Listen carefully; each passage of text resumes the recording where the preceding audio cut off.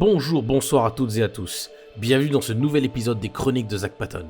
Je serai votre narrateur dans cet épisode où nous allons parler d'un détail qui me chiffonne. Quelque chose ne tourne pas rond dans le cinéma. Et j'ai besoin d'un avis extérieur pour parler de ceci. J'accueille donc avec plaisir Final Prod. Salut mec. Salut Zach, merci pour l'invitation. Tout le plaisir est pour moi. Sautons directement dans le vif du sujet. Vous allez me dire, mais Zach, y a pas de souci avec le cinéma. Le cinéma c'est génial, long métrage, court métrage, web série, série télé, on découvre plein de choses fascinantes.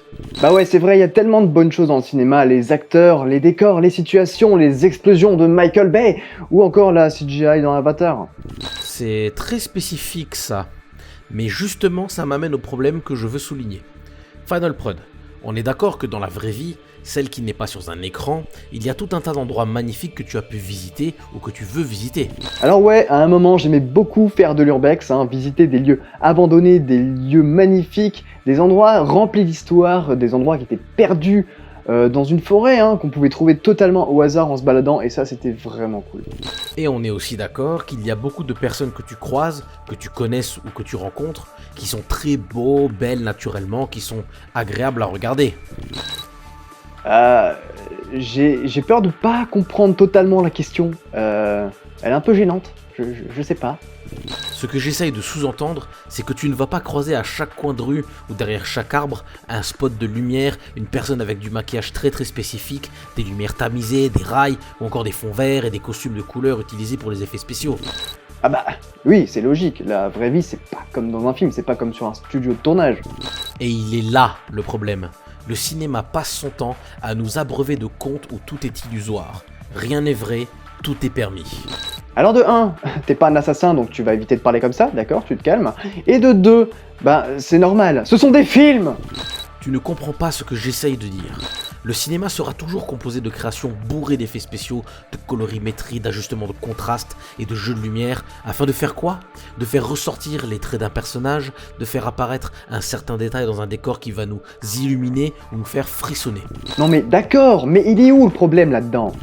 Le problème, c'est que tout ceci indique une chose très grave. Pourquoi faire autant de modifications sur une image qui est censée être réelle ? Pourquoi dévier autant de l'origine visuelle du récit que l'on veut raconter, juste pour rendre un montage crédible et appréciable ? Donc tu sous-entends que les effets spéciaux, le maquillage, les lumières sont de trop dans un montage cinéma ? Tu veux dire que je peux tourner une vidéo avec mon téléphone et qu'elle peut être tout aussi appréciable qu'un film qui a passé plus d'1 an dans une salle de montage pour le rendre le plus parfait possible ? Bien évidemment, le travail accompli dans ces productions mérite toute la reconnaissance que l'on leur doit. Mais malheureusement, je trouve que sur le long terme, toutes ces modifications ont dénaturé l'esprit humain de la création audiovisuelle. Souviens-toi des tout premiers films en noir et blanc. Il n'y avait pas ces soucis d'équilibrage visuel. Tout était naturel, même les jeux d'acteurs. Bah oui, mais il fallait bien que ce domaine évolue aussi. D'ailleurs, c'est beaucoup mieux maintenant. Et demande-toi pourquoi toutes ces modifications ont lieu. Je pense sincèrement que c'est parce que l'être humain, par défaut existentiel, ne supporte pas sa propre image.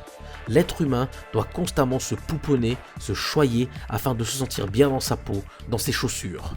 C'est vrai que quand on y pense, c'est une triste réalité aujourd'hui. Rien que sur Snapchat et Instagram, on le voit tous les jours. Tous ces filtres qui dénaturent totalement les photos qui étaient pourtant si belles à l'origine. Je connais pas une personne qui ait jamais posté sur ces applications sans mettre un filtre. Et celle qui m'énerve le plus, c'est bien ces putains de cagoles qui postent des putains de photos avec des filtres oreilles de chien. Oh putain de merde! Doucement avec tes propos, Final Prod, s'il te plaît. Pardon.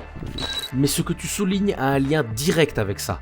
Je pense que c'est à cause de cette méthodologie du cinéma que nous sommes confrontés à une réelle déconnexion avec le naturel. Il faut toujours plus de lumière, plus de maquillage, plus d'effets spéciaux. Je veux dire, c'est triste parce que l'être humain devrait pouvoir s'accepter tel qu'il est, avec ses imperfections et ses qualités. Pourquoi subjuguer le naturel pour quelque chose de faux ? Peut-être qu'on essaie tous d'échapper à une certaine réalité qui nous plaît pas, peut-être qu'on a tous envie inconsciemment de plaire au plus grand nombre, et malheureusement aujourd'hui, le physique c'est quelque chose qui joue pour vraiment beaucoup.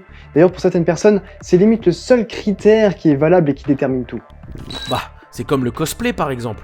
Pourquoi se déguiser en quelqu'un qui n'est pas réel? Tu n'aimes pas qui tu es? Tu dois te cacher derrière un autre personnage? Alors déjà de 1, tu vas rien dire de mal sur le cosplay parce que sinon je vais me fâcher. Et de 2, le cosplay c'est pas juste porter un déguisement, hein, qu'on soit bien d'accord. C'est aussi le fait de donner vie à un personnage qui te plaît, donner vie à un personnage auquel tu peux même t'identifier pour X raisons. Tu essaies de l'incarner au maximum. D'ailleurs, une des seules choses qui peut avoir en commun avec le cinéma, c'est vraiment juste le fait de jouer un rôle. Et ouais mon gars. Ok, ça va, t'énerve pas. On pourra en parler plus longuement dans une autre chronique si tu veux. Ouais c'est ça ouais. Il n'y a pas grand chose de plus à dire sur ce sujet. J'ai voulu exprimer mon point de vue sur ceci parce que je pense que c'est important de noter qu'il faut éviter de perdre de vue ce qui fait de nous des êtres humains, notre naturel. Nous devons faire un travail sur soi pour accepter qui nous sommes et ne pas se réfugier derrière une caméra, un instrument lumineux ou du maquillage. Mais encore une fois, cela reste mon point de vue personnel qui n'engage que moi. Ouais, parce que personnellement, je refuse d'accepter qu'un film comme Birdemic soit mis au même niveau que Ant-Man par exemple. Ça va, on a compris.